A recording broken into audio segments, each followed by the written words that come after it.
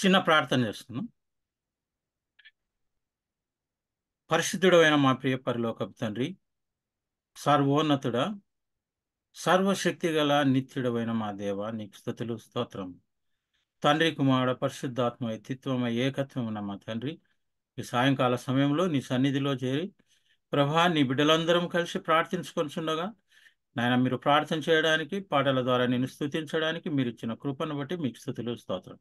ఇదిగోనైనా నీ జీవాహారమైన వాక్యమును నీ బిడ్డలకు మీరు వెల్లడించుండగా నాయన, మీరు నన్ను ఈ సెలవు చాటున మరుగు చేసుకుని ప్రభు నీ బిడ్డలతో మాట్లాడమని, వాక్యాన్ని ప్రభు అవసరమైన రీతిలో అందించమని మా ప్రభువును మరక్షకుని యేసుక్రీస్తు అతి పరిశుద్ధ నామంలో అడిగి వేడుకొనుచున్నాను తండ్రి. ఆమేన్. ప్రభు యేసుక్రీస్తు నామంలో చేరినటువంటి మన గ్రూప్ సభ్యులందరికీ కూడా గ్రీటింగ్స్ తెలియజేస్తున్నాను. మరి గడిచినటువంటి వారము అంజూరపు చెట్టు యొక్క ఉపమానమును మనం చూస్తున్నాము. దానిలో అనేక విషయాలు మనం ఇంకా ఆత్మీయ విషయములను చూడకుండా ఇంట్రడక్షన్ లాగా ఒక ఫస్ట్ పార్ట్ను మనం హిపోక్రసీ అనే దాని కింద చూసాము. ఈరోజు మరి ఒక రీతిలో వాక్యాన్ని మీకు అందించాలని నేను తలంచాను. ఈ వాక్యాన్ని మీకు అందించడానికి ఎంతో ప్రార్థనలో గడిపినప్పటికీ నేను కొన్ని బుక్స్ను, తర్వాత కొన్ని వీడియోస్ను కూడా చూడడం జరిగింది. కొన్ని మంచి విషయాలు మీకు చెందాలనేటువంటి ఉద్దేశంతో చేశాను. కాబట్టి దయచేసి వినండి. తర్వాత కొన్ని ఏదైనా మీకు హర్టింగ్గా ఉంటే కూడా దయచేసి క్షమించండి. వాక్యాన్ని వాక్యం రీతిలో చెప్పాలనే విషయంలో మీకు ఈ విధంగా తెలియజేస్తున్నాను.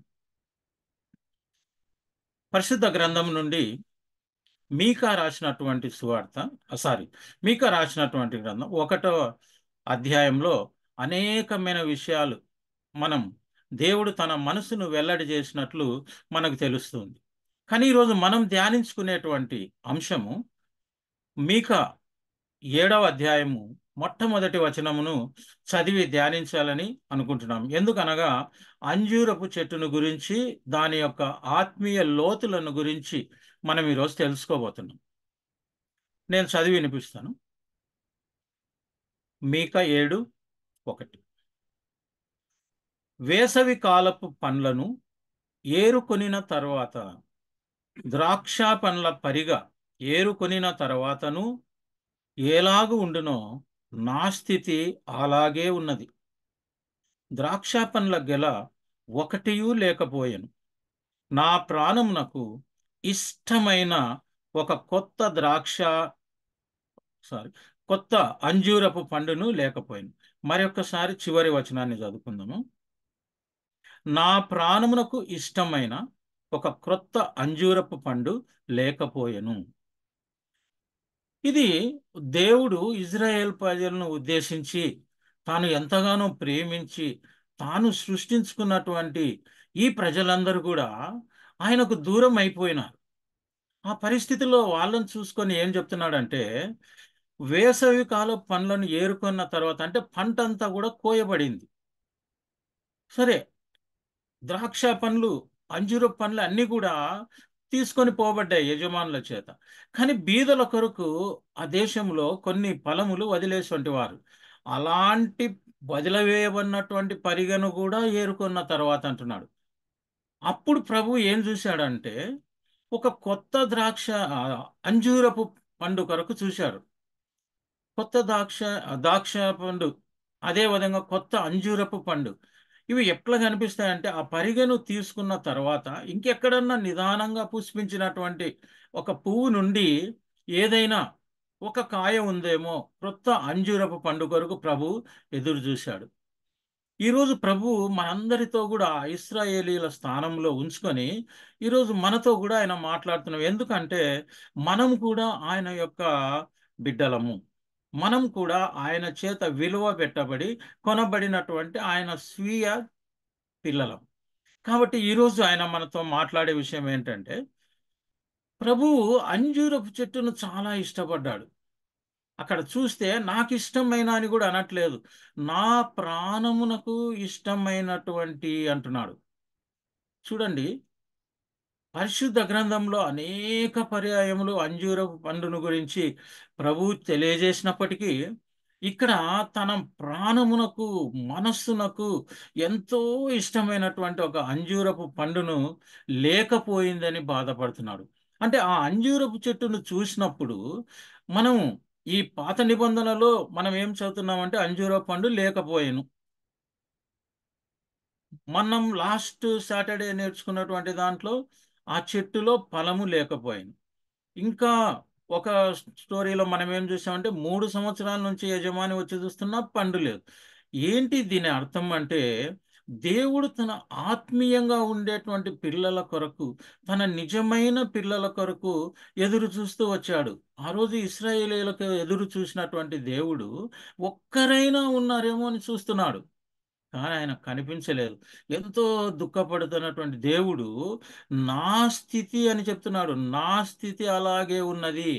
ఎందుకంటే ఈ లోకాధికారి అయినటువంటి సాతాను ఆ ఇజ్రాయేలీయులందరినీ పాపంలో పడేశాడు. ఇక అందరూ దూరమైనప్పుడు యేసు ప్రభువు ఎలాగైతే నీ కొరకు నా కొరకు దుఃఖపడాడో, ఆనాడు యెహోవా దేవుడు ఇజ్రాయేలీయుల కొరకు తండ్రి అయినటువంటి దేవుడు చాలా దుఃఖపడి నా ప్రాణమునకు ఇష్టమైనటువంటి ఒక అంజూర పండు కూడా లేదు అంటున్నారు. సరే, ఈరోజు చూస్తాం. ఇక్కడ ఈ అంజూరపు చెట్టు దాని ఫలములను గూర్చి మనం ఆత్మీయంగా ఆలోచించాలి. ఈ రోజు రాత్రి మనం గమనించినప్పుడు ఒక బాగా క్లియర్గా చూద్దాం. లక్షలాది చెట్లలో ఈ సృష్టిలో దేవుడు సృష్టించినటువంటి అనేకమైనటువంటి చెట్లలో అంజూరపు చెట్టు దాని ఫలము దేవుని దృష్టిలో ఎంతో ఇష్టమైనది అంటున్నాడు. ఈరోజు నిన్ను నన్ను ఆయన నీవంటే నాకెంతో ఇష్టము అంటున్నాడు తన సృష్టిలో. మరి ఈ విధంగా చూసినప్పుడు ఎందుకు అంజూరపు చెట్టు ఈ ప్రత్యేకతను పొందింది? మనం పోయిన వారంలో కూడా చాలా ప్రత్యేకతలు చెప్పుకున్నాం. ఈ ప్రత్యేకతలు మళ్ళీ ఈరోజు ఒకసారి ప్రత్యేకంగా చూద్దాం మనం. మనం చూసినప్పుడు దానికి ఒక కారణం ఏంటంటే ఆ చెట్టు యొక్క లక్షణాలు, ఆ చెట్టు యొక్క ఉపయోగములు దేవుడు ఈ విషయాలు మనతో చెప్పేలాగా చేసింది. మరి మనం చూస్తే తన ప్రాణకి ఇష్టమైనటువంటి పండు అని మనం గమనించించో మనం కూడా దేవుని పట్ల ఎంతో ఇష్టమైనటువంటి బిడ్డగా మనం ఉండాలి. ఎందుకంటే ఎలాగైతే సృష్టిలో ఆ చెట్లను సృష్టించినాడో ప్రభువు అంతకంటే ఎంతో ఆలోచనతో నిన్ను నన్ను తన సొంత చేతులతో తన స్వరూపంలో తన పోలిక చొప్పున మనల్ని సృష్టించుకున్నాడు. సృష్టించుకొని తనతో ఎంతో ఆనందంగా మనం ఉండాలని కోరుకున్నప్పుడు ఆదాము పాపము వల్ల మనం ప్రభువుకు దూరం అయిపోయినాం. లేకుంటే మనం చల్లని పూట ప్రభు వచ్చి మాట్లాడేటువంటి వాడు. మరి తండ్రి అయిన దేవుడు ఇంత గొప్ప సృష్టిని ప్రేమించి ఆ చెట్లలో అంజూరపు చెట్టు వలె నిన్ను నన్ను ఈరోజు మన కొరకు ఆయన చూస్తూ ఉన్నాడు. ఒక్కసారి ఆలోచించుకోండి. ఈ ప్రపంచంలో లేకుంటే మనం ఉండేటువంటి ప్రాంతంలో మనం ఉండేటువంటి వీధిలో యేసయ్య ఈరోజు వెదికి వెదికి వెదికి నిన్ను చూసి ఒక్కసారి అందరికంటే నాకు ఈ కుమార్తె ఈ కుమారుడు ఎంతో ఇష్టం అంటే ఇంకా మన ఆనందం ఎంత ఉంటుందో మనకు చెప్పడానికి లేదు. మనం అలాంటి పిలుపుకు యోగ్యమైన వారిగా ఈరోజు జీవిస్తున్నామా లేదా అంటే ప్రభు మనకు దావీదు మహారాజుకు తెలియజేశాడు, నా హృదయానుసారుడైనటువంటి మనుషుడు. యోబును కూడా దేవుడు మెచ్చుకున్నాడు. అంతటి నీతిపరుడే లేడు అంటున్నాడు. సో ప్రభు ఎలాగ చెప్తున్నా అంటే దేవుడు మనల్ని చూసినప్పుడు మనల్ని గురించి దేవుడే సాక్ష్యం ఇవ్వాలి, ప్రజలు కాదు. ఎందుకంటే హృదయాలను పరిశీలించేవాడు దేవుడు. మనిషి పై రూపంని లక్ష్య పెడతాడు, కానీ దేవుడు మన హృదయాన్ని పరిశోధించేటువంటి వాడు. కాబట్టి ఆయన మనల్ని ప్రేమించి ఈరోజు నిన్ను నన్ను నాకెంతో ఇష్టమైనటువంటి వారని నీ గురించి చెప్తే నువ్వు చాలా సంతోషిస్తావని నేను ఖచ్చితంగా 100% నమ్ముతున్నా. మరి ఏ విధంగా నమ్ముతూ వస్తున్నా కూడా ఏంటి దీంట్లో ఉన్నటువంటి రహస్యం? ప్రభువు ఎందుకు ప్రేమించాడంటే ఆ చెట్టును గమనించినప్పుడు ఫలమును చూశాడు. మరి మన ఎడల కూడా ఆయన యోహాన్ రాసినటువంటి సువార్త అంతా మనం చదువుకున్నప్పుడు అక్కడ మనం ఫస్ట్లో కూడా చెప్పుకుంటూ వచ్చాము ఏమని అంటే, మీరు బహుగా ఫలించుట వల్ల నా తండ్రి మహిమపరచ మనల్ని ఫలించాలని కోరుకుంటున్నాడు. అనాది కాలంలో దేవుడు మానవుని సృష్టించినప్పుడు కూడా మీరు ఫలించి అభివృద్ధి చెంది విస్తరించుడు అన్నాడు. అదే విధంగా ఫలములనే కోరుకునేటువంటి దేవుడు మనం కలిగి ఉన్నాం. కాబట్టి బహుగా ఫలించటం వల్ల తండ్రి మహిమపరచబడతాడంటే ఎట్లా అంటే ఈ మన చుట్టూ ఉండేటువంటి జనుల మధ్యలో మనం ప్రభు బిడ్డలుగా నివసించేటప్పుడు దేవునికి సాక్షులుగా మనం ఉంటాం. ఆయన అందరితో చెప్తాడు. ఈవెన్ సాటాన్‌తో కూడా ఆయన ఛాలెంజ్ చేసేటువంటి స్థితిలో మనం ఉండాలి. మరి మనం కూర్చున్నప్పుడు నీ కొరకు నా కొరకు ఎంతో శ్రేష్టమైన గొప్ప త్యాగం చేసి యేసయ్య ప్రాణం ఇచ్చి నీవు నా సొత్తు అని ఈరోజు చెప్తూ వస్తున్నాడు. మరి అంజూర పులుసుతో పోల్చుకున్నప్పుడు ఆయన ఈ విధంగా ఉంటే మరి మనం ఏం చేయాలంటే, యేసయ్యా మీరు నన్ను ప్రేమిస్తున్నారు. నేను నిన్ను ప్రేమింపకపోయినప్పటికీ మీరు నన్ను ప్రేమిస్తున్నారు యేసయ్యా అని ఆయనను స్తుతించాల్సిన బాధ్యత ఉంది. ఎందుకంటే అపకారం చేయడానికి చేతగాని దేవుడు అని చాలామంది భక్తులు చెప్తున్నాడు. ఆయన మనకు అపకారం చేయడు. దినమంతా మన పాపం నుండి మనం విడిపింపబడాలని మన కొరకు ఎంతో ఎంతో ఎంతో ప్రేమతో ఎదురు చూసేటువంటి దేవుడు. ఆ విధంగా మనము ఈ విషయాన్ని తెలుసుకొని బాగా ఫలిస్తే సంతోషించి ఆయన ఇష్టపడతాడు. ఒకసారి రాత్రి ఆలోచించుకుందాం. పరిశుద్ధ గ్రంథంలో చెప్పినట్లు మారు మనస్సు పొందిన ఒక్క పాపి విషయమై పరలోకమందు గొప్ప సంతోషం కలుగును అనింది. మరి ఈ సంతోషం నీవు నేను ఆ దేవునికి ఇచ్చామా? ఈ రాత్రి ప్రభువు అడుగుతున్నాడు. మేమంతా దేవదూతలతో కలిసి పరలోకంలో నీ గురించి నేను సంతోషించాలనుకుంటున్నాను అన్నప్పుడు మనం ఎలా చెప్పగలం? అవును ప్రభువా, నేను నీవు కోరుకున్న స్థితిలో ఫలములు కలిగినటువంటి వ్యక్తిగా నేను ఉంటున్నాను. ఆత్మీయ ఫలములతో ఉంటున్నాను. శరీర ఫలములతో నేను ఉంటున్నాను అని నువ్వు చెప్పగలగాలి. దీని గురించి ఇంకా ముందుకు మనం వెళ్ళినప్పుడు ఇంకా చాలా మంచిగా మనం వింటాం. మరి ఇప్పుడు ఈ ఫలాన్ని గురించి మనం తెలుసుకున్నప్పుడు, మరి ఈ అంజూరపు ఫలాన్ని ఇంతగా ప్రేమించినాడు. నాకెంతో ఇష్టమైన ప్రాణం అంతగా ఇష్టమైనటువంటి అంజూరపు పండు అంటే ఏంటి? ఈ అంజూరపు పండులో ఉండే స్పెషల్ అంటే ఇది మాధుర్యమైనటువంటి ఫలములను ఇచ్చేటువంటి చెట్టు. మనం చూస్తే న్యాయాధిపతులు 9వ అధ్యాయం 10వ వచనంలో మనం చూసినట్లయితే అది గతంలో కూడా నేను తెలియజేసినట్లుగా ఆ చెట్లన్నీ పోయి కూడా ఆ యొక్క అంజూరపు చెట్టుని అడుగుతాయి. నా మీద మీరు రాజుగా ఉంటారా అని. అంటే అదేం చెప్తది? దేవుడు నాకు అప్పచెప్పిన పని అంటే ఏంటి? మాధుర్యమైన ఫలములను నేను ఇవ్వకుండా, నేను అటు ఇటు ఊగుతూ అంటే ఈ లోకంలో ఉండేటువంటి మీ యొక్క రాజు మీదుగా నేను అటు ఇటు చూసుకుంటా, నా కర్తవ్యాన్ని నెరవేర్చలేకపోతానని అది ఒప్పుకోదు.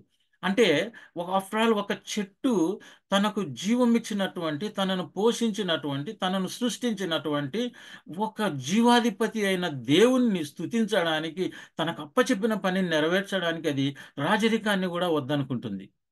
మరి మనం ఎలాగున్నాము? మనకు కూడా ఒక పర్పస్ ఇచ్చాడు. అసలు ఎంతో మంది మానవులకు అసలు దేవుని ప్రణాళికలో నువ్వేంటి? నిన్నెందుకు పిలిచాడు? నిన్ను సువార్థికునిగా పిలిచాడా? నిన్ను పాటలు పాడేవారుగా పిలిచాడా? ప్రార్థనా పరురాలుగా పిలిచాడా? పరిచర్యలోకి పిలిచాడా? సేవకునిగా పిలిచాడా? ఏమీ తెలియకుండా క్రైస్తవ జీవితంలో మనము క్రైస్తవుణ్ణి, క్రైస్తవుణ్ణి, క్రైస్తవుణ్ణి అని చెప్పుకుంటే, దయచేసి ఈ రాత్రి మనం మన యొక్క పర్పస్, దేవుడు ఎందుకు మనల్ని ఈ లోకానికి పంపించాడు? ఆయనకు సాక్షులుగా ఉండటానికి, ఆయనను రాజ్యాన్ని, నీతిని వెదకడానికి పంపించినప్పుడు ఆయన పని వదిలేసి మన పనులలో చూసుకుంటున్నాం. నేను ఉద్యోగంలో ఉన్నప్పుడు దేవుని సేవ చేస్తున్నప్పటికీ నేను అప్పుడప్పుడు హైదరాబాద్‌లో నాకు ఒక మంచి ప్రార్థనా పరురాలు కళ్యాణి సిస్టర్ అని మా గ్రూప్‌లో ఉంది. ఈ రోజుకి గూడా మేము రాత్రి ప్రతిరోజు నేను 4:30కు లేసి తెల్లవారుజాము 6:30 వరకు ప్రార్థనలో ఉంటాం. హోలీ స్పిరిట్ కొరకు ప్రార్థన చేస్తుంటాం. భాషల్లో మాట్లాడుతా ఉంటాం. దేవా, ఏం వాక్యాన్ని అందజేస్తున్నావని మేము మాట్లాడుకుంటుంటే ఆమె ఒక మాట నాకు చెప్పింది. అన్నా, ఆయన పని నువ్వు సరిగ్గా చెయ్యనప్పుడే నిన్నెంతగానో దీవించాడు. ఇక నువ్వు ఆయన పని చేయాల్సినటువంటి టైం వచ్చింది కాబట్టి, ఇంక నీ లోకరీతి ఉద్యోగాలన్నీ మాని, సేవలు ఎక్కువ ముందు కొనసాగనా అని ఆమె చెప్పి ప్రార్థన చేస్తూ వచ్చిందనమాట. మరి ఇలా మాట్లాడినప్పుడు మరి ఈ మాధుర్యమైన పండు కోసమే యేసు ప్రభు కోరుకోవడం లేదు. మన ఈ మాధుర్యమైన జీవితాలుగా, మధురమైన జీవితాలుగా ఉండాలి. మనం లోకానికి వెలుగై ఉన్నాము అంటున్నారు దేవుడు. మనం మరి ఎంతమందికి మనం వెలిగిస్తున్నాము? ఎందుకంటే ఒక చిన్న దీపం కూడా ఎంతో చీకటిని పారదోలగలదు. మనం ఈరోజు ఏ స్థితిలో ఉన్నప్పటికీ ప్రభువుని నమ్ముకొని ఎంత చిన్న పనిమట్టుగా ఉన్నప్పటికీ ఆ వెలుగు చాలా ఉపయోగమై ఆ చీకటిలో అది ప్రకాశించగలుగుతుంది అనమాట. మరి మనం ఫలములను గురించి చూసినప్పుడు పరిశుద్ధుడైన యోహాను రాసిన సువార్త 15వ అధ్యాయము 16వ వచనాన్ని మనం చూడాలి.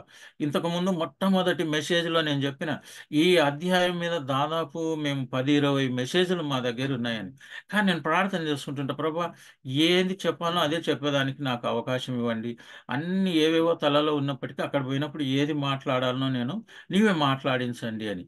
మరి ఈరోజు ఏం చెప్పాలనుకున్నానంటే ఆ యొక్క వచనంలో పరిశుద్ధుడైన యోహాను రాసిన సువార్త 15వ అధ్యాయం 16వ వచనం చూస్తే, మీరు నన్ను ఏర్పరచుకొన లేదు, మీరు నా పేరట తండ్రిని ఏమి అడిగినను అది ఆయన మీకు అనుగ్రహించున్నట్లు. మొట్టమొదటిది ఆయన మనల్ని ఆయన ఏర్పరచుకున్నాడు. మనం ఆయనను ఏర్పరచుకోకున్నప్పటికీ మొట్టమొదటి ఆశీర్వాదం ఏమిస్తున్నా అంటే మనం తండ్రిని, పరలోకపు తండ్రిని ఏమడిగినా మనం ఆయన అనుగ్రహిస్తాడు. అసలు ఇక్కడ ఒక క్రైస్తవులు బాగా గమనిస్తే మనము తండ్రి, కుమార, పరిశుద్ధాత్మైన దేవులు అందరూ ఒకటే అని చెప్తున్నాం. మరి పరలోకం ఉండే తండ్రిని మనం చూడలేదే, యేసయ్యనే మనం చూసినాం, ఆయన పిక్చర్ చూసినాం, యేసయ్యనే మనం దర్శనంలో చూడగలిగి గుర్తుపడుతున్నాం అంటే ఒకసారి ఫిలిప్ అడుగుతాడు యేసయ్యను, యేసయ్య మాకు ఒకసారి తండ్రిని చూపకూడదా అని. యేసయ్య నవ్వి ఫిలిప్పు అంటాడు. అంటే ఇన్ని రోజులు నా ఎంబడి ఉండి కూడా నువ్వు ఇంకా తండ్రిని చూపించమని అడుగుతున్నావు, ఎందుకంటే నన్ను చూసిన వాడు తండ్రిని చూసినట్లే అన్నాడు. యేసయ్యని నువ్వు చూసావంటే తండ్రిని చూసినట్లే. కాబట్టి ఇక్కడ ఆయనకు యెషయా గ్రంథంలో మనం చూసినట్టే యేసయ్యకు ఒక మంచి పేరుంది. ఆయన ఆశ్చర్యగాడు, అద్భుతగాడు అని అన్ని చెప్పిన తర్వాత చివరి లైన్ లో ఆయన నిత్యుడగు తండ్రి. యేసయ్య ఎవరండి? నిత్యుడగు తండ్రి. ఆయనే తండ్రి. మనం కుమారుడు కుమారుడు అని ప్రార్థన బైబిల్ కూడా అన్ని రకాలుగా మనం చూసుకుంటే ఆయనకు దేవుడు, దేవుని దూతల చేత, ప్రవక్తల చేత నిత్యుడగు తండ్రి అని యేసయ్యకు చెప్తున్నాడు. కాబట్టి ఆ తండ్రి అయినటువంటి యేసయ్య మనం ఆ రకంగా ఆత్మీయంగా ఆలోచిస్తే మీరు ఏం అడిగినని అనుగ్రహించడానికి సిద్ధంగా ఉన్నాడు. ఈ రాత్రి అడగండి ఏం కావాలో, ప్రభు నేను ఇస్తానంటున్నాడు. ఈ రాత్రి ప్రభు నాకు ఆ తలంపును కలగజేస్తున్నాడు. చెప్పు ఈ మాట, మీరు అడిగితే నేను తప్పకుండా ఇస్తాను. అయితే రెండవది ఏం చెప్తున్నా అంటే ఈ యొక్క ప్రభు మీరు వెళ్ళి ఫలించుటకు, ఈ లోకానికి వెళ్ళి మనము ఫలించాలి. అంటే ఏంటంటే మన శారీరకంగా లోకరీతిగా మనం ఫలించాల్సిందే, అది అవసరమే. మనం ఫలించాలి కాబట్టి భూమి మీద ఎన్నో అవసరాలు ప్రభు ఏర్పాటు చేసినాడు. మరి ఆత్మీయంగా కూడా మనం ఫలించాలి. లోకానికి వెళ్ళి ఆ యొక్క ఆత్మ ఫలాలు మనం ఇతరులకు అందచేయడానికి మనము వెళ్ళి ఫలించాలి లోకంలో. మరి ఫలించిన తర్వాత very very important thing next ఏముంది అంటే మీ ఫలములు నిలిచియుండుటకు, మీరు పొందినటువంటి ఫలాలు నిలిచియుండుటకు నేను మిమ్మల్ని ఏర్పరచుకుంటుంది. ఊరికే నేను మిమ్మల్ని పెట్టుకోలేదు, ఎందుకంటే ఈ ఫలాలు నిలిచి ఉండాలి. ఏందబ్బా సల్వరాజు అన్న ఆ అంజూరు పండును చేస్తే మళ్ళీ దీనికి వచ్చినాడంటే దీంట్లో ఉండే కారణం ఎందుకు ఎన్నుకోవడం జరిగింది ఈ వాక్యాన్ని అంటే అంజూరపు చెట్టు యొక్క ప్రత్యేకత మాధుర్య ఫలాలను ఇవ్వటమే కాదు, దాని పండు నిలిచి ఉంటుందండి. అది నిలిచి ఉంటుంది. మిగతా పండ్లన్నీ కూడా మాగగానే కింద పడిపోతాయి. కానీ అంజూరపు ఫలాన్ని నేను బాగా ఇజ్రాయెల్ కంట్రీస్ ఉన్నటువంటి బుక్స్లో అక్కడ తెలిసినటువంటి ఒక ఇద్దరు ముగ్గురు ఫ్రెండ్స్ పోయి వచ్చిన వాళ్ళని అడిగితే ఆ అంజూరపు పండు ఫలించి తర్వాత అది దాదాపు 3 నెలల వరకు కింద పడదు. ఇంకొక జాతి శ్రేష్టమైనటువంటి అంజూరపు చెట్టు ఉందంట. అది ఒక 17 అడుగుల ఎత్తు పెరిగినప్పటికీ దాని పండ్లు 9 నెలల వరకు కింద పడవు అంటున్నారు. అలాగే ఎండిపోయి అక్కడే ఉంటాయి. అలాంటిది అందుకనే దేవుడు ఏమంటున్నాడంటే మీరు ఫలించినటువంటి ఫలాలు మీలో నిలిచి ఉండాలి. నిలిచుంటేనే ఊరికి పడిపోతే ఏం లాభం లేదు. ఫలములు పొంది ఈరోజు ప్రేమ, సమాధానము, దయాలతో అన్ని మనకు 9 ఫలాలు తెలుసు. ఈ 9 ఫలాలలో పడగొట్టినారనుకో తీసుకొని ఫలించినాము, పడేసినాము అనుకో ఏం లాభం. మీకు ఒక చిన్న ఉదాహరణ ఎందుకో నాకు గుర్తొస్తుంది చెప్పాలనుకుంటున్నాం. నేను ఒక మంచి మామిడి చెట్టు మా ఇంట్లో ఉంది. అన్ని పండ్ల చెట్లేసుకున్నాం. ఉసిరి చెట్టు, మామిడి చెట్లు అన్ని పళ్ళు కాస్తుంటాయి.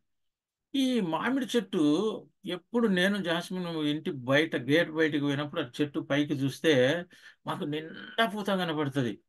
అబ్బా! ఎంత సంతోషం పడతామంటే ఇద్దరం, అబ్బా! ఈసారి భలే కాస్తాయి మనకు మామిడి పండ్లు అనుకుంటాం. సరే సంతోషంగా, హ్యాపీగా ఉన్నప్పుడు ఇంక 2, 3 రోజులకు మళ్ళీ లేచి చూసావు చెట్టు కిందంతా పూత రాలిపోయుంటది. నేను ఏమబ్బా! ఇదంతా రాలిపోయంగా ఏముంది ఇంగ ఏమొస్తాయి పండ్లనుకున్నా. ఇంక కొన్ని రోజులకు చూస్తే చిన్న పిందెలొచ్చింటాయి. అబ్బా! పిందెలన్నా సుమారుగా ఉండేయిలే ఇంగ ఈసారి పోతే పోయే పూలు అనుకున్నా. కానీ వెంటనే మాకు ఒక ఉడతలు 4, 5 ఉన్నాయి. చానా అత్యంత వేగంతో ఎళ్లి ఆ పండ్లు తినేస్తాయి. అయిపోతాయి. అయ్యో! చాలా పిందెలు గూడా పోయినాయన. కాయలొస్తాయి. కాయలొచ్చినాల నుంచి మాకు రాత్రి పక్షులు, పొద్దున కొంచెం కొరికి పడేసేటువంటి ఉడతలు, ఇంగా ఇవన్నీ గూడా తినడం. కోతులుండయి. అంతకన్నా ముఖ్యంగా మాకు అల్ట్రాటెక్‌లో ఫేమస్ కోతులని జెప్పొచ్చు. ఇంగ వచ్చి ఆ చెట్టు మీద బాగా పండగ చేసుకుంటుంటాయి కాయలు. లాస్ట్‌కు మాకు ఏదో 100నో, 150 మిగిలితే హమ్మయ్య! అనుకుంటాం. అలా ప్రభువు మనల్ని చూసినప్పుడు, ఇప్పుడు మామిడి పండు ఎన్ని రోజులుంటది? తింటే ఒక 2 నెల్లో, 3 నెలలకు పూర్తి పక్వమైపోతది. ఇంగ కాయ తెంచుకుంటాం, తినేస్తాం. ప్రభువు అలాగ అడగడంలే. అంజూరపు చెట్టులో ఫలములు కింద పడకూడదు అంటున్నాడు. దానికే ఉంటాయి. అందుకనే ఫలములు నిలిచి ఉండే స్థితి నీ క్రైస్తవ జీవితంలో ఉండాలి. ఈరోజు నువ్వు ఫలించావు. సంఘంలో మంచి స్థాయిలో ఉన్నావు. పరిచర్యలో ఉన్నావు. అదేవిధంగా ఇతరులకు వాక్య పరిచర్య జరిగిస్తున్నావు. అన్నీ చేస్తున్నావు. అయితే ఈ ఫలాలు రాలిపోకుండా నీవు కాపాడుకోవాల్సిన బాధ్యత ఎంతో ఉందని రాత్రి ప్రభువు నీతో తెలియజేస్తున్నాడు. అందుకే అంజూరపు పండు యొక్క మొట్టమొదటి లక్షణం నేను ఇక్కడ చూసినటువంటి మాధుర్యమే కాకుండా రాలిపోవడం చాలా అరుదు. చెట్టు మీదనే అవి ఉంటాయని నేను చదివాను. అదే విధంగా ఈ విధంగా మనం మన జీవితాల్లో మన ఎన్ని ఆత్మీయ ఫలాలు కొత్త కొత్తయి మనకు వచ్చినప్పుడు ఈ గలతీయులు రాసినటువంటి పత్రిక 5:22 ఉండే 9 ఫలాలలో ఈరోజు నీ దగ్గర ఏ ఫలం రాలిపోయిందో ప్రియమైనటువంటి సహోదరుడా, సహోదరి ఈ రాత్రి చూసుకో. సమాధానం లేదా? దయ లేదా? సాత్వికం లేదా? దీనత్వం లేదా? ఇంకేం లేదు. ఈ రాలిపోకుండా మనం తప్పకుండా దీన్ని మనం చూసుకోవాలి. అందుకే ప్రభువు నేను చదివిన వాక్యంలో ఏమనంటే, క్రొత్త అంజూరపు పండు అన్నీ తీసుకోపోయినారు పండ్లన్నీ. కానీ ఇంకో కొత్తదొస్తదని. కాబట్టి ఈరోజు నువ్వు ఒకవేళ చింతించాల్సిన పనిలే ప్రభువా! నేనేదో పొరపాటున యొక్క ఆత్మీయ ఫలాన్ని నేను పోగొట్టుకున్నాను నాన్న. ఈరోజు రాత్రి నేను అడుగుతున్నానంటే నువ్వు తప్పకుండా చిగురిస్తావు. తప్పకుండా అంజూరపు చెట్టు వలె అకాలములో కాసేటువంటిది. కాలంలోనే కాదు, అకాలంలో కూడా కాస్తదని మొన్న చెప్పా నేను. కాబట్టి నువ్వు తప్పకుండా మళ్ళీ ఫలమిస్తావు. కాబట్టి ఏదైతే రాలిపోయిందో, ఏదైతే నిలిచి ఉండలేదో ఆ ఫలం నీవే తెలుసుకోవాలి. నీ హృదయాన్ని నీకు తెలిసినంత బాగా, దేవునికి తెలిసినంత బాగా వేరే వాళ్ళకి తెలియదు. కాబట్టి ప్రభువును ప్రార్థించండి. మొన్న కూడా చెప్పిన, ప్రభువా నాలో ఏమి కొదువ ఉందో నాకు తెలియజేయి నాయనా అన్నప్పుడు, ఈ రాలిపోయిన లేకుంటే నిలిచి ఉండనటువంటి ఫలాన్ని మనము తెలుసుకుంటాం. మరి ఈ విధంగా మనం గావించినప్పుడు ఫలాలు ఎలాగుండాలంటున్నాడంటే, నూరంతలుగా, అరవదంతలుగా ముప్పదంతలుగా, అరవదంతలు, నూరంతలుగా ఫలించాలని ప్రభు కోరుకుంటున్నాడు. నువ్వు ఈరోజు ముప్పదంతలుగా ఫలించావేమో, ఇంకా 60 అంతలుగా ఫలిస్తావేమో, నూరంతలుగా ఫలిస్తావేమో. ఒకవేళ ఫలించింటే, ఫలము నిలిచిండేటట్లు చూసుకుంటున్నావో లేదో, ఈ రాత్రి సమయంలో ప్రభు నిన్ను హెచ్చరిస్తా ఉన్నాడు. కాబట్టి ఇతరులు మనల్ని చూసినప్పుడు ఈ ఫలాలు కలిగిన జీవితంలో మనం ఏం చేస్తామంటే క్రీస్తును ఆయన ప్రేమను ఇతరులకు మనం చూపుతాం మన జీవితంలో. మనం ఫలవంతమైన జీవితం అంటే అదే ఉంటుంది. రెండోది నేను ఎప్పటినుంచో చెప్తున్నాను పరిశుద్ధాత్మతో నింపబడండి అని. చాలామంది మారు మనసుతో ఆగిపోతారు. నేను మారు మనసు పొందాను. ప్రభు నన్ను క్షమించాడు. ఓకే. మంచిదే. కాదనను. తరువాత బాప్తిసం తీసుకొని ఆగిపోతారు కొంతమంది. మంచిదే. కాకపోతే నువ్వు ప్రభు సేవలో ఉపయోగపడవు. నువ్వు పరిశుద్ధాత్మ కొరకు ప్రార్థించాలి. ఇది పొందడానికి చాలా కష్టం అని అనుకుంటుంటాం మనం. మనస్ఫూర్తిగా అడగండి, మీకు ఏది కావాలనో అది నేను ఇస్తా అంటున్నాడు ప్రభు. తండ్రి, నీ పరిశుద్ధాత్మ నాకు కావాలి. ఎందుకు ఇది అవసరం నేను చెప్తున్నా అంటే, ఇక్కడ మనం కూర్చున్న వాళ్ళందరం కూడా మన గ్రూప్లో ఉండే వాళ్ళము దేవుడు పరిచర్యకు అడుగుతున్నానని ఈరోజు చెప్తున్నానండి. పరిచర్యలు ఆల్రెడీ ఉన్నాం మనం కొంతమంది. ఈ పరిచర్యలు ఆయన ఏం అడుగుతున్నాడంటే, నీవు నాకు కావాలి, నీవు నాకు కావాలి. మరి ఏం చెప్తున్నాడంటే, నేను శిష్యులకు చెప్పిన మాటనే మీకు చెప్తున్నా. ఏమని అంటే, దేవుడు ఏం చెప్తున్నా అంటే, నా శిష్యులకు పైనుండి శక్తి పొందు వరకు, పరిశుద్ధాత్మతో నింపబడే వరకు, నింపబడ్డం అంటే ఒక బాణ నిండిందంటే ఇంకా ఫుల్ ఉంది అని అర్థం. నింపబడే వరకు మీరు పట్టణంలో వేచి ఉండండి అన్నాడు. సో ఎప్పుడైతే నీవు నింపబడతావో నీవు ఉంటలేవు ఇంకా. నువ్వు వెళ్తావు, నిన్ను ఎవ్వరు ఆపలేరు. నీవు ఊరుకుండలేవు. ప్రభు ప్రేమను చెప్తూనే ఉంటావు, చాటిస్తుంటావు, సాక్షిగా నిలబడతావు. ఆయన కోరుకుండేది ఆ జీవితం. మిమ్మల్ని ఫలింపజేస్తాడు, మీద అడిగినటువన్నీ ఇస్తారు. పరిశుద్ధాత్మ కలిగినటువంటి జీవితంలోనికి నువ్వు వచ్చినప్పుడు, నువ్వు వాక్యం చదువుతుంటే అసలు నీకు ఎన్ని ఆలోచనలు వస్తాయంటే ఆలోచిస్తాయి. ఒక్క 4 వచనాలు తీసుకొని ఉదయం నేను 4:30 నుంచి 6:30 వరకు ప్రార్థనలు పెట్టి ధ్యానించినప్పుడు ఒక్కొక్క 10 నిమిషాలకు ఒక ఐడియా వస్తుంది. కాబట్టి మీరు ప్రార్థించండి. మంచి లోతైన అనుభవంలోనికి దయచేసి వెళ్ళండి. ఆల్రెడీ వెళ్ళారు. ఎందుకంటే చిన్నతనం నుంచి మన తల్లిదండ్రులు, మీరంతా నాకు తెలిసిన వాళ్ళే, నేను మీ అందరికీ తెలుసు. తల్లిదండ్రులు మనల్ని మనకంటే, ఇప్పుడు మనం ఉండే స్థాయి కంటే వాళ్ళు చాలా గొప్పగా ఉన్నారని నేను చెప్పగలను. వాళ్ళు చాలా మంచి పేరు ప్రతిష్టలు, మంచి పేరు తీసుకున్నటువంటి వారు. అలాంటి వారికి పుట్టినటువంటి పిల్లలు మనము ఈరోజు ప్రభువు కొరకు, ఆయన రాజ్యం కొరకు నిలబడాలని మొట్టమొదటి సాదృశ్యంలో మనం పళ్ళం నుంచి చూసాం. రెండవది చూస్తే, నిర్భయంగా జీవించడానికి సాదృశ్యము. నిర్భయంగా జీవించాలి. 1వ రాజులు 4వ అధ్యాయము 25వ వచనం. 1వ రాజుల గ్రంథము 4వ అధ్యాయం 25వ వచనం. అదేవిధంగా మీకా 4వ అధ్యాయము 4వ వచనం. ఈ రెండు మళ్ళీ చదువుకోండి మీరు. అంజూరపు చెట్ల కింద ఇజ్రాయేలీయులు నిర్భయముగా నివసించిరి. మీకా 4:4లో కానీ 1వ రాజులు 4:25లో కానీ చూస్తే, ఆ ఇజ్రాయేలీయులు అంజూరపు చెట్టు కింద నిర్భయంగా నివసించే, ఇదేంది చెట్ల కింద నివసించడం అని మనకు తలంపు వస్తుంది. ఖచ్చితంగా రావాలి కూడా. ఏంటంటే ఆ చెట్టు కింద వారికి అది ఇచ్చేటువంటి ఒక గాలి శ్రేష్టమైన ఆరోగ్యాన్ని ఇస్తుందంట. మొన్న చెప్పాను నేను, గర్భిణీ స్త్రీలను అదే పనిగా ఆ చెట్ల కింద ఇజ్రాయేలీయులు ఉంచుతుంటారంట. అదే విధంగా ఆ చెట్టు తను సాష్టాంగ పడిన రూపంలో తన కొమ్మలను వెడల్పుగా పంపించి నీడనిచ్చేటివిగా ఉంటుంది. మరి ప్రభు మనల్ని ఈరోజు అడుగుతున్నారు, నీ దగ్గర ఉండేవాళ్ళు నీ దగ్గర నిర్భయంగా జీవిస్తున్నారా? నీ భార్య, నీ భర్త దగ్గర నిర్భయంగా ఉందా ఈరోజు? నీ భర్త నీ దగ్గర, అంటే భార్య దగ్గర నిర్భయంగా ఉన్నారా? నీ పిల్లలు ఈరోజు నీ ఇంట్లో నిర్భయంగా జీవిస్తున్నారా? ఈ నిర్భయత్వం మీ ఇంట్లో రావాలంటే మనం తప్పకుండా దేవుని కలిగినటువంటి జీవితం రావాలి. ఎట్లయితే అంజూరపు చెట్టు దేవుని చేత ప్రేమించబడిందో, నీవు కూడా ఆయన చేత ప్రేరేపింపబడినప్పుడు నీవు నిర్భయంగా ఉంటారు. మన క్రిస్టియన్స్లో పెళ్లిలో ప్రమాణాలు చేస్తుంటాం. ఏమని? కలిమినందును, లేమియందును, వ్యాధి అందును, ఆరోగ్యమందును అన్నిట్లో నిన్ను కాపాడి సంరక్షించి అని. ఎంతమందికి దీన్ని కట్టుబడి ఉన్నాం? నీ భార్య ఈరోజు నీ నీడలో, నాకు దేవుడు మంచి భర్తనిచ్చాడు, నేను నిర్భయంగా జీవిస్తున్న, భవిష్యత్తును గురించి నాకు బాధే లేదు, చాలా మంచి గుణగణాలు కలిగిన భర్తనిచ్చాడని ఎంతమంది భార్యలు ఈరోజు చెప్పగలుగుతున్నారు? ఎంతమంది భర్తలు మంచి పవిత్రులైనటువంటి శ్రేష్టమైన భార్యను ఇచ్చాడు, నేను నిర్భయంగా జీవిస్తున్నాను, నా భార్య నా గురించి తీసుకునేటువంటి శ్రద్ధ అని. దేవుడు మనం శ్రద్ధ తీసుకున్నప్పటికీ, దేవుడు మనకు సాటి అయిన సహాయంగా మనల్ని ఒకరినొకరికి ఇచ్చినప్పుడు నిర్భయంగా జీవించాం. మన పిల్లలు ఈరోజు నా అమ్మ నాన్న నన్ను ప్రేమించినారు, వారి దగ్గర నేను నిర్భయంగా ఉన్నాను, ఫ్యూచర్ గురించి నాకు భయం లేదు, దేవుని భక్తిలో వాళ్ళు నన్ను పెంచారు అని చెప్పగలిగినప్పుడే నీ జీవితం ధన్యమైనటువంటిది.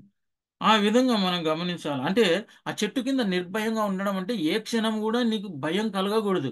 ఉదాహరణకు మనం మళ్ళీ మాట్లాడుకుందాం. ఒకసారి ఒక చిన్న విషయం చెప్తాను. మీకు కొబ్బరి చెట్టు ఉంది అనుకోండి. నేను ఇది వేరే బుక్లో చదివినాను, నా ఆలోచన కాదు. అందుకంటే సత్యంగానే మాట్లాడాలి కాబట్టి దేవుని వాక్యంలో ఈ కొబ్బరి చెట్టు కింద ఎవరు నిలబడడానికి భయం అంట. ఎందుకంటే ఎప్పుడు పడుతుందో తల మీద కాయ మన సంగతి అయిపోతుంది. కొమ్మ ఎప్పుడు పడుతుందో మట్టలు తెలియదు. కేరళలో నా చిన్న కూతురు వాళ్ళ అత్తగారి ఇంట్లో చుట్టూ కొబ్బరి చెట్లే. ఏది పొద్దున్న ఎటువైపు పోదామనే భయమే. ఆ బయటికి పోయి కొంచెం చైర్ వేసుకొని కూర్చుందామంటేనే వాళ్ళ అత్తగారు, అన్నయ్య అన్నయ్య అక్కడ కూర్చుద్దనా, మట్టలు పడితే కాయలు పడతాయి. ఏందమ్మా ఇలాంటి పరిస్థితి పెట్టుకున్నారని ఆ చెట్టు కింద నిర్భయంగా ఉండలేకున్నారు.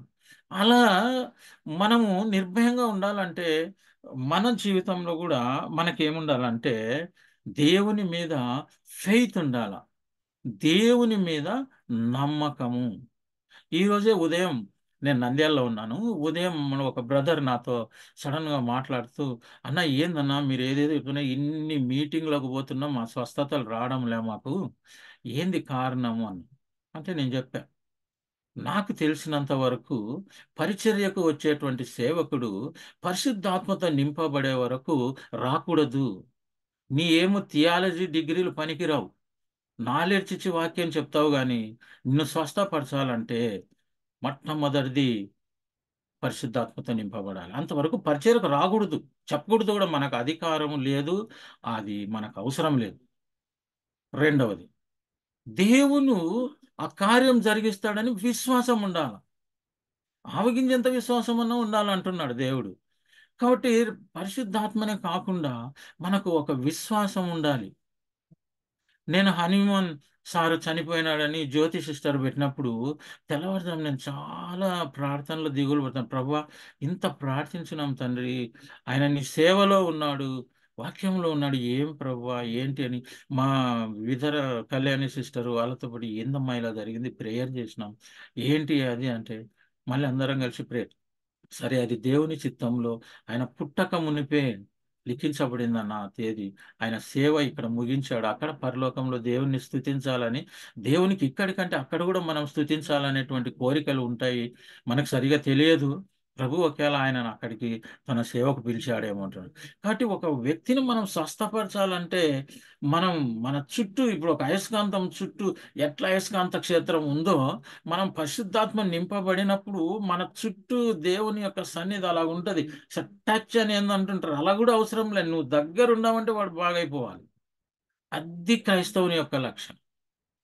అలాంటి జీవితం కొరకు ప్రార్థించాలి. బాబా, నింపండి తండ్రి నన్ను పరిశుద్ధాత్మతో. నేను దగ్గర ఉండేటువంటి వాళ్ళు నిర్భయంగా ఉండాలి. ఒక సేవకుని దగ్గర మందిరములో లేకుంటే దేవాలయములో విశ్వాసులు, ఆ సంఘ సభ్యులు నిబ్బరంగా జీవించాలి. నా సంఘ కాపరి నా కొరకు ప్రార్థించే విధానం వల్ల మా అందరికీ మంచి కాపుదల. అదేవిధంగా విశ్వాసులందరి యొక్క మంచితనం, పరిశుద్ధత వల్ల కాపరికి కూడా క్షేమం, నిర్భయత్వం రావాలి. పాలిటిక్స్ ఉండకూడదు. మనం చూసినట్లయితే ఈ అనేకమైన కెన్నెత్ ఏగన్ వాళ్ళు కానీ ఇంకా అనేకమైన వాళ్ళ దాంట్లో చర్చిలో ప్రతి ఒక్కరు ఎవరు చేయబెట్టిన స్వస్థత వస్తుందంట, ఎవరు ఏం అడిగినా జరుగుతుందంట. అంటే వాళ్ళు సంఘమును ఆ విధంగా నడిపించగలిగారు. అంతవరకు వాళ్ళు పరిచర్యకు రాలే. ఏదో ఒక ఉద్యోగం లాగా, ఏదో నీకు ఒక సమాజంలో నేను ఒక దేవుని సేవకునిగా రావాలనుకోవడం చాలా పొరపాటు.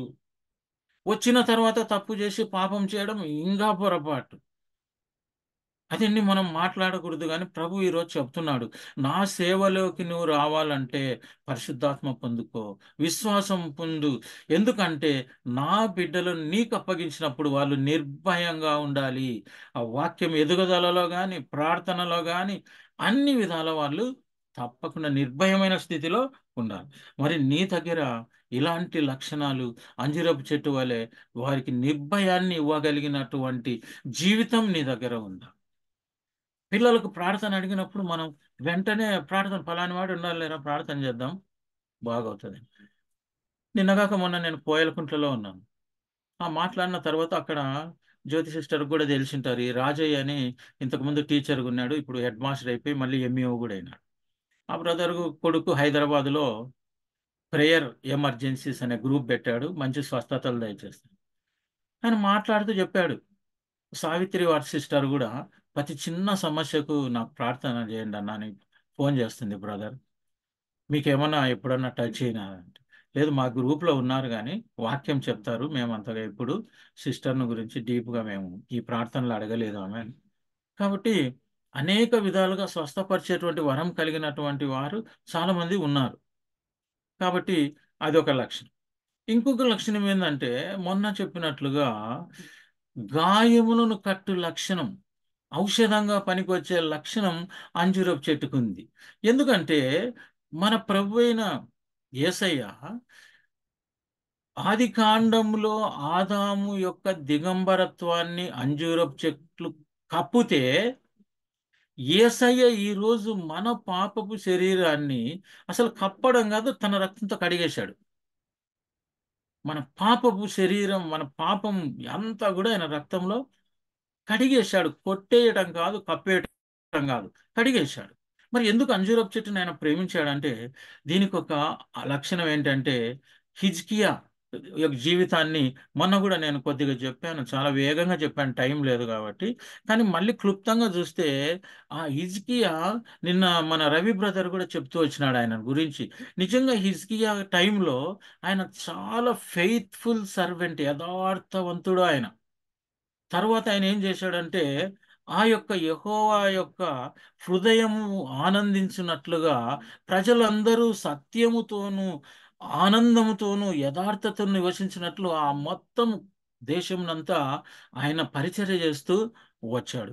అదే విధంగా ఆయన రైచియస్నెస్సే కాకుండా ఒక మంచి గైడ్గా కూడా ఉన్నాడు. అప్పుడు ఇలాంటి పరిస్థితిలో ఆయనకు పాపం వ్యాధి వచ్చింది, భయంకరమైన పుండు. అప్పుడు దేవుడు యెషయా ప్రవక్త ద్వారా ఆయనకు వార్త పంపించాడు. మీకు ఆ స్టోరీ అంతా తెలుసు, అందుకే కట్ చేసి చెప్తున్నాను, టైం పోతుందని. అప్పుడు ఆయనకు చెప్పబడింది ఏంటంటే, అంజూరపు ఆకుల ముద్దను చేసి దాన్ని గాయం మీద విన్నప్పుడు బాగుపడింది. ఇది ఓకే. నేను ఆత్మీయంగా మీకు చెప్పేది ఏంటంటే, ఆ మాట చదివినప్పుడు నాకు అసలు నిజంగా భయం అవుతుంది. ఈ అక్కడ హిజ్కియా చేసినటువంటి ప్రార్థన మనందరం గుర్తుపెట్టుకోవాలండి. ఏం చేసినాడు ఆయన అంటే, రెండవ రాజులు 20 అధ్యాయం 3వ వచనం చూడాలి. రెండవ రాజుల గ్రంథం 20 అధ్యాయం 3.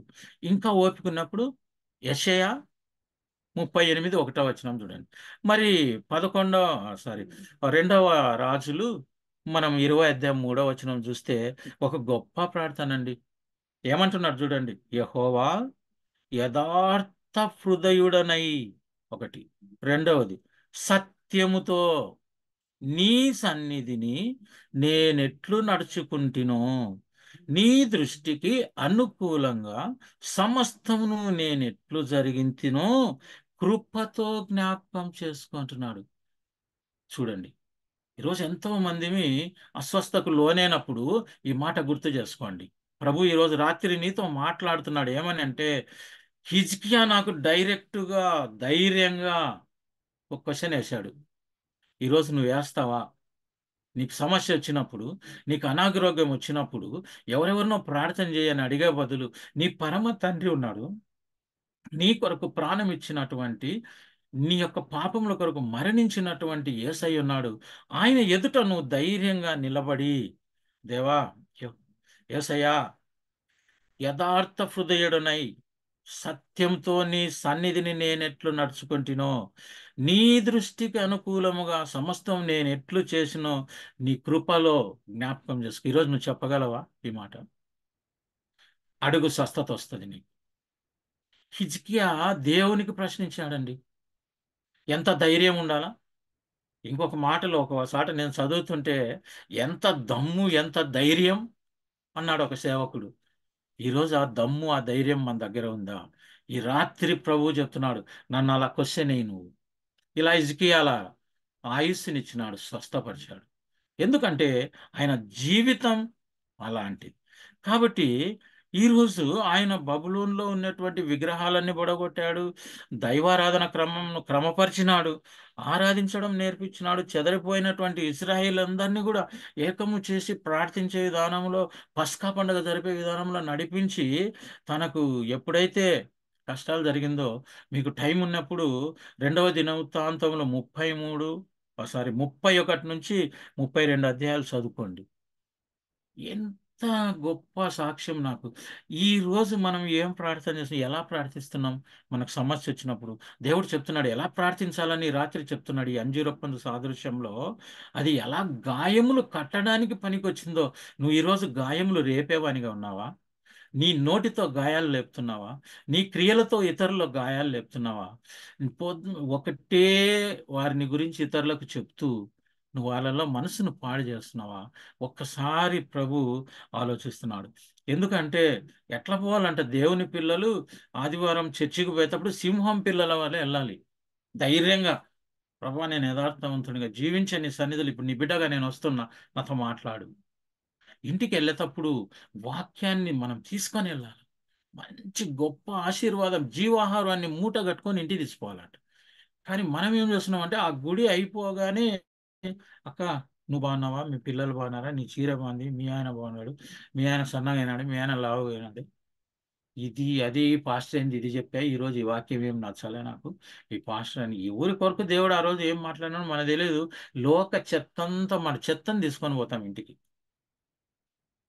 గుడికి వచ్చావు, చర్చికి వచ్చావు, జీవాహారం పొందావు, ఏదో ఒకటో రెండు వచనాలన్నా దేవుడు మాట్లాడింటాడు, లేదా ఆయనను స్తుతించి నువ్వు పరిశుద్ధాత్మతో నింపబడ్డావు, ప్రభువు నిన్ను చూశాడు, నువ్వు ఆరాధిస్తుండవు, వాక్యం పక్కన పెడదాం, స్తుతించావు స్తుతించావు స్తుతించాడు, కృతజ్ఞత చెల్లించావు, ఏమేమో చేసావు, ప్రభు ఆనందించి నిన్ను ఆశీర్వదించి పంపుతుంటే వెంటనే సాతానుగాడు వచ్చి ఈ పనులు ఎట్లయితే రాలిపోయినాయో ఆ రకంగా వాక్యం అంతా మర్చిపోయి ఇంటికి పోయే వరకు ఒకటే వారం, బయట ఒకటే వారం చేస్తే ప్రభు చాలా దుఃఖిస్తాడు.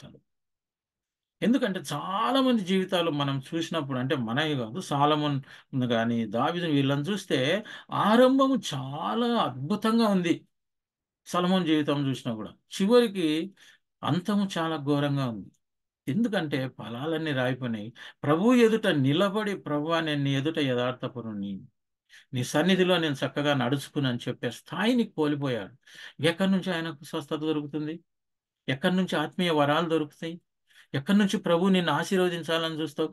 ఇంకా ఎన్ని రోజులు, ఈ రోజు రాత్రి అడుగుతున్నాడు, దేవా పాపినైనా నన్ను కరుణించు, దేవా నేను పురుగును, నేను మంటిని, నేను అపరాధిని, నన్ను క్షమించు నాయన.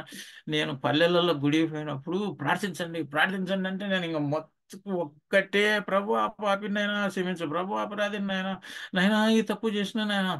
ఎన్నాళ్ళు చేస్తారు? నేను వాళ్ళకి అదే చెప్తాను.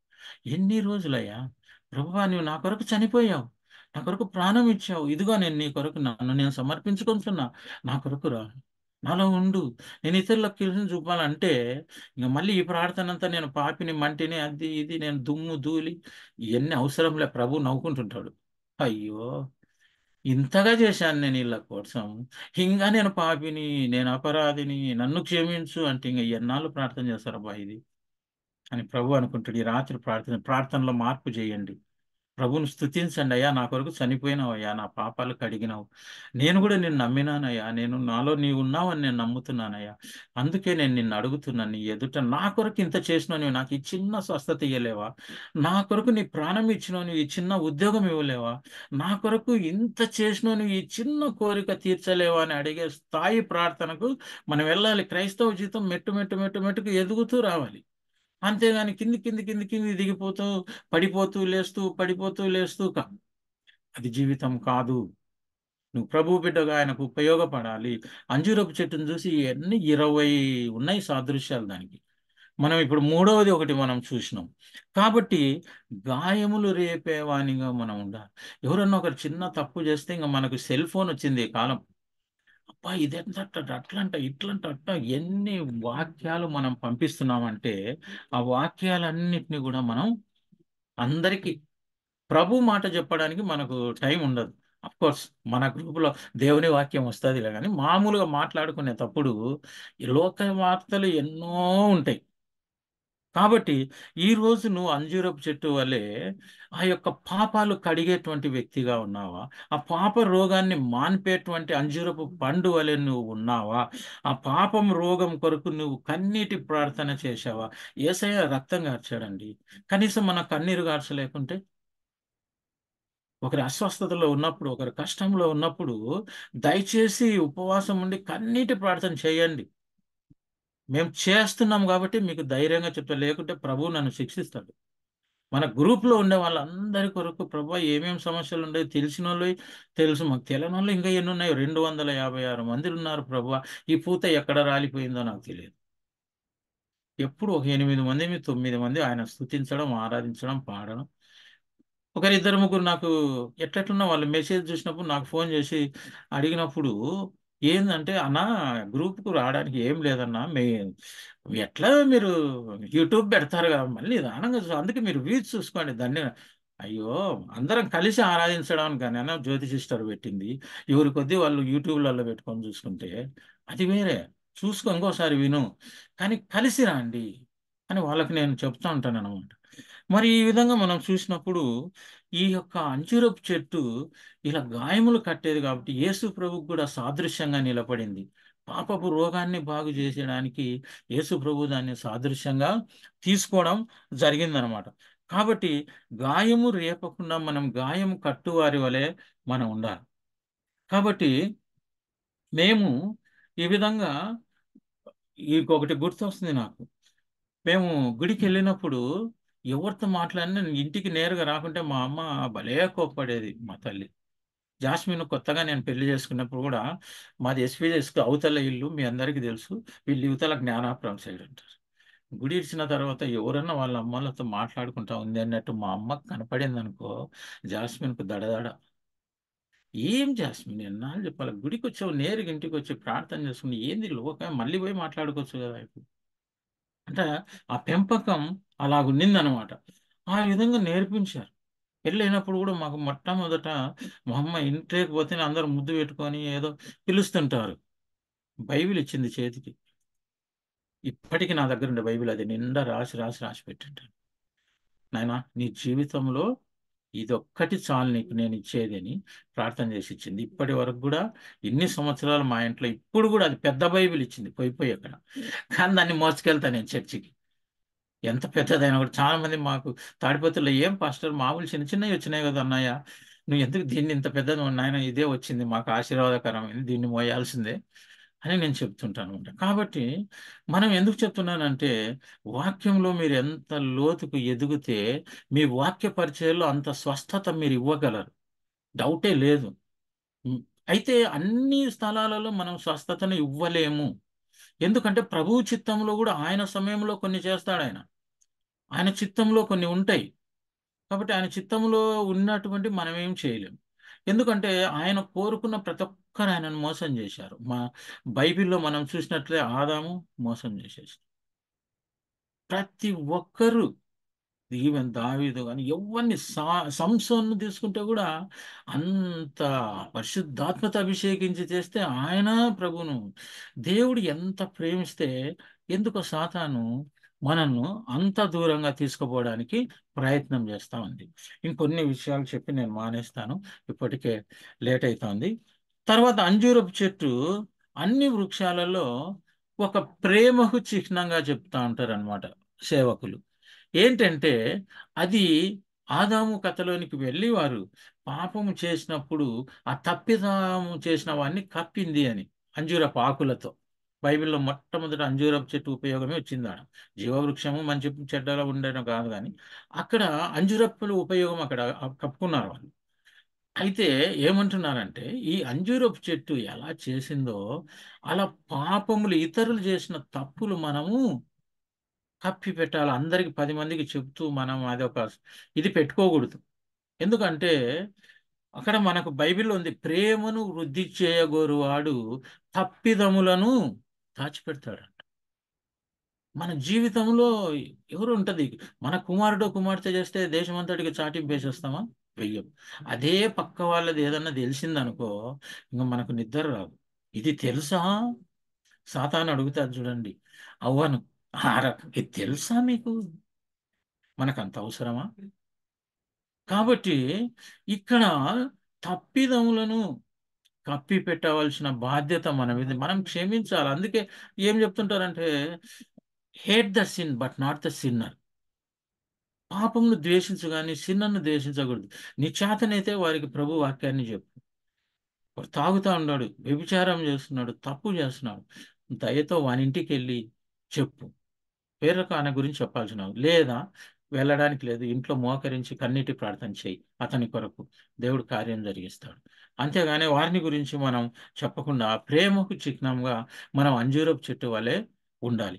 ఆ ప్రేమ ఉంది కాబట్టి తన కింద వారిని చేర్చుకొని ఇశ్రాయేలీయులను అది నివసింప చేసేటప్పుడు అనేక ఆశీర్వాదాలు నిర్భయంగా ఉంచుతుంది, ఆరోగ్యం ఇస్తుంది, అన్ని రకాలుగా దాని ఫలములనిస్తుంది. ఆ ఫలములు తిన్నప్పుడు వాళ్ళకి ఆరోగ్యాన్ని ఇస్తుంది. కాబట్టి ప్రేమ చూపించేటువంటి వ్యక్ ఒక వృక్షంగా ప్రభు దాన్ని ఎన్నుకున్నాడు. అదేవిధంగా మనకు చివరిగా ఆకలిని తీర్చేటువంటిదిగా ప్రభు దాన్ని చూశాడు. అందుకే ఆయన ఆకలి గొని ఉంది. మనం మార్కు రాసిన సువార్తలో మనం 13 మనం చెప్పుకుంటూ 11లో 12 వచనంలో మనం చూసినప్పుడు ఆయన ఆకలి గొని ఆకలి తీర్చడానికి దాన్ని చూస్తున్నాడు. ఈరోజు నీ వైపు చూస్తున్నాడు. ఆయన ఈ రాత్రి ఆకలి కొనున్నాను నీ కొరకు. ఎందుకంటే నీవు వెలపెట్టి కొనబడినావు. ఆయన మందలోని గొర్రెవు నీవు. నీ కొరకు 99 గొర్రెలను వదిలిపెట్టి నీ కొరకు ఆయన ఎదుగుతున్నాడు ఈ రాత్రి. ఆయన చెప్తున్నాడు, నా ఆకలి నువ్వు తీర్చలేవా? నా ఆకలి, నా దప్పిక నువ్వు తీర్చలేవా? అంజూరపు చెట్టు వలె ఆకలి తీర్చే వ్యక్తిగా నీ ఉంటున్నావా అని అడుగుతున్నాను.